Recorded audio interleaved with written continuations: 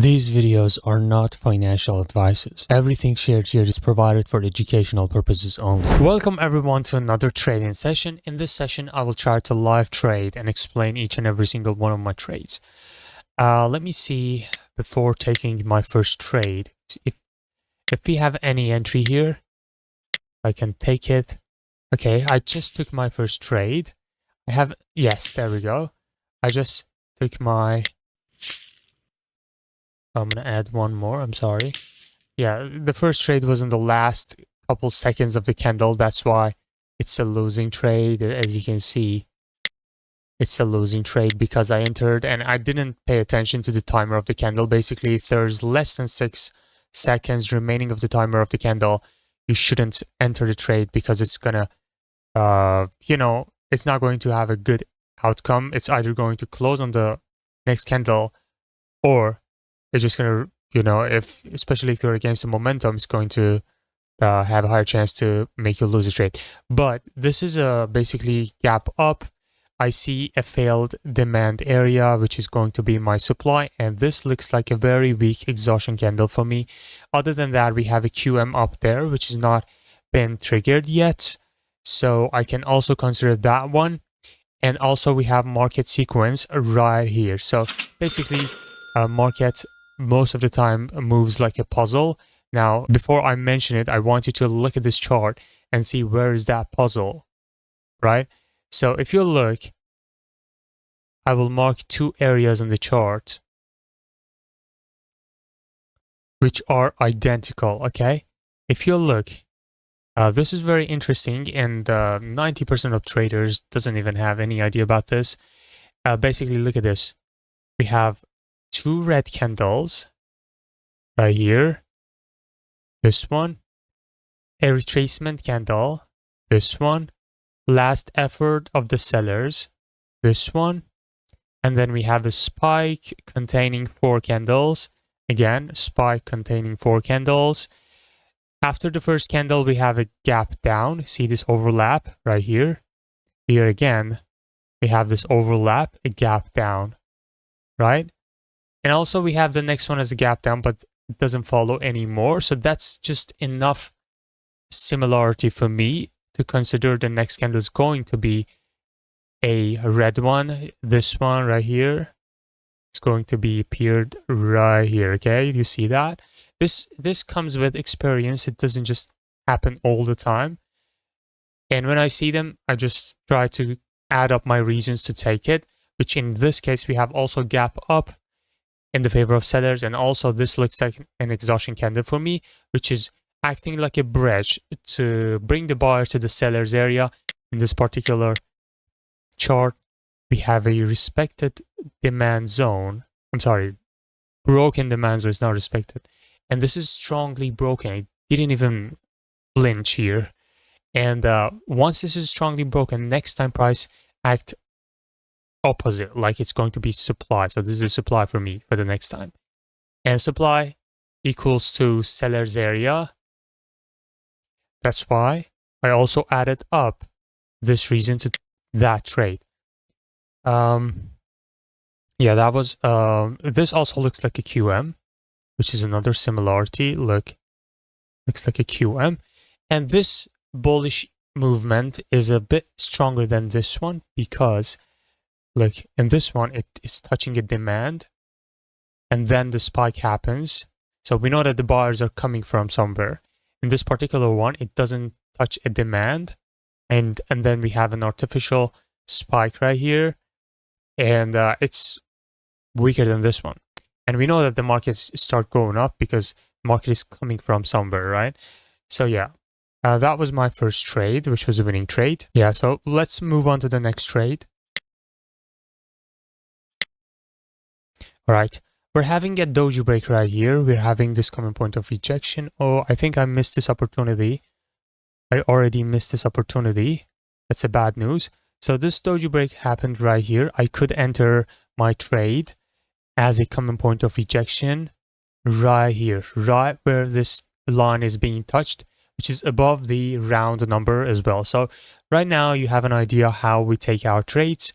We combine different reasons, different setups that we have to get the best possible result. So doji break, we don't want to enter immediately. You know, doji breaks from the upside. We expect retracement from the downside, expect retracement.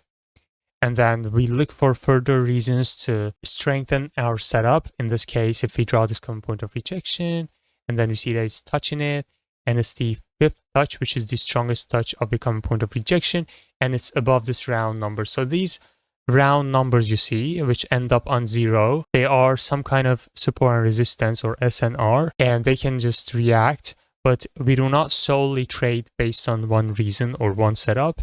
That's the secret behind the profitability trading tendency psychology and binary option. Okay. Right now we're about to break this overlap, which previously strongly rejected, and also we're about to break this doji. But I don't kind of trust this doji because previous time it didn't work. See, but one time it worked. So I don't know if I should trust this. This one, for example, looked from above and also looked from below, and also it's a range. So this one, I don't know. It already, let me see. Yeah, it already broke the doji. So I didn't take it because I didn't trust it. But I can consider taking this doji if price gives me the entry with margin of safety up there as a sell. Okay. So if I was taking it, I don't know. I feel like it's going to be a grand one. That's why I didn't take it. Yeah, if I get this entry right above, right here as margin of safety, I may take it because I like to combine different reasons. All right. Now that it's pretty late to take this trade, I'm going to go with half the amount if in case spikes up and gives us, there we go. It spiked up and gave us the entry, but I took half the amount because I kind of do not trust his movements, and the movements in this chart is kind of weird. All right, that was a winning trade. That was a live example of how some people keep losing. The reason is simple. Always experience beats. So based on the experience, you always want to strengthen the reason you take the trade. For example, a trader would lose this trade and it would sell here and would get a green candle with a losing trade, and another trader would wait for this common point of rejection, okay, common point of rejection line, and then enter the trade here, which is much safer and increase the chance of winning with margin of safety. Okay, so yeah, that was another trade. Today, I forgot to journal my trades, so I'm going to just start right now. I'm sorry for inconvenience. Let's go to the dashboard. And I always journal my trades because it's really, really important. I don't know what was my starting balance this session, but that doesn't matter. I would say like 670 something. I do not journal my trade to track the balance. I only journal them because I want to know, like, what's mean? I want to detect my common mistakes and see where am I doing it wrong, or where am I getting the best possible results, which setups works best, and things like that. So yeah, today I'm not going to, because you know, I'm just going to look for another opportunity if I can find one. We already took some good trades and good examples for you guys. If you haven't joined the Telegram channel, make sure you join. All right, I'm going to look for another opportunity. And anyone who wants to become a student, use the first link in the description to join the official Telegram channel.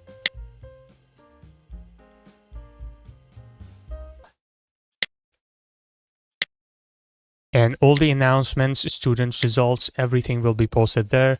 We do not have a VIP signal channel on all that stuff. We do not do that.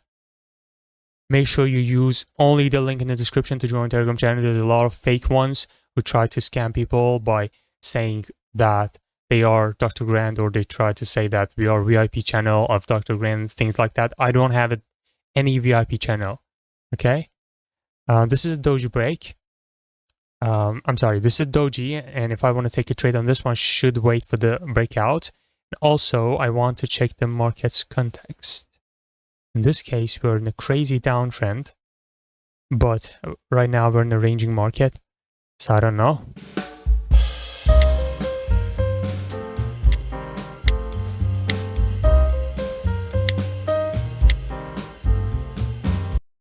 This is a third touch breakout trade, which we missed.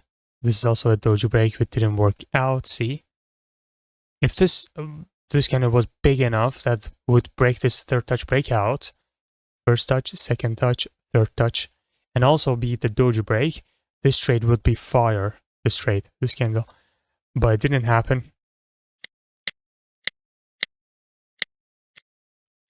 We already took some good trades, and I think if I force finding another trade, okay, we do have again, we have a common point of rejection right here, which this would be the entry if I was taking this, but there's no setup. There's no setup here.